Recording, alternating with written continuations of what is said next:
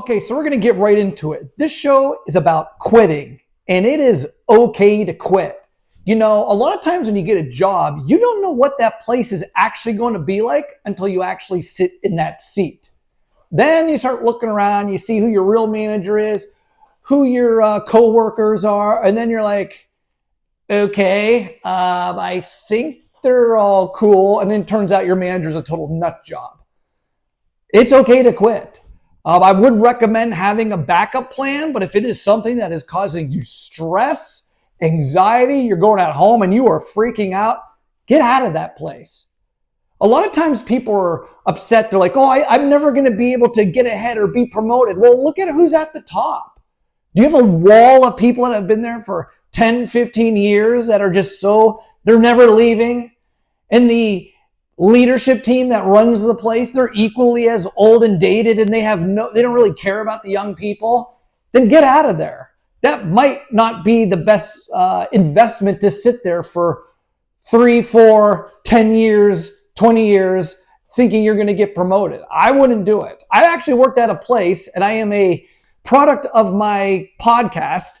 I've sat at a place for 3 or 4 days where I did that. I saw these old men walk in with ties and briefcases working beside me, and I was like, yeah, this isn't me. My personality does not work with this situation. You know, a lot of times people are selling you at the interview. That's their job. When I'm interviewing, I'm trying to say, hey, this is the best place to work at. Now, the place I work at is the best place to work at. But that's what they're doing. They're trying to sell you the job as well. They're trying to get you hired. They're looking for the good candidate. So they will sell you a bunch of crap. That's part of the job. As your job is also to deliver what kind of person you're going to bring to the company. So it works both ways. And so you just don't know. I think those days of the 30, 40 years sitting at an office, they don't work. And quite frankly, I don't recommend it.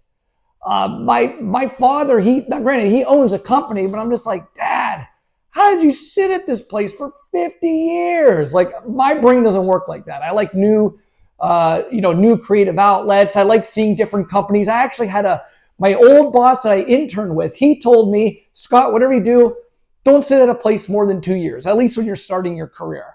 That's what he gave me. I'm not saying to go do this, but I took that to heart and I went and I jumped around. I worked at 3 or 4 different places right off the bat, and it was amazing. And actually it's helped me a lot with my job being in operations, because I got to see a lot of companies that I did like, and I got to see a lot of companies that I don't like. The companies that I do like, I got to take their processes and I got to implement them into the company that I'm helping run now. So please, if you're unhappy, you're miserable, quit. But also too, do be responsible when you are doing it. Think about it. What are the ramifications? Do you have money saved up?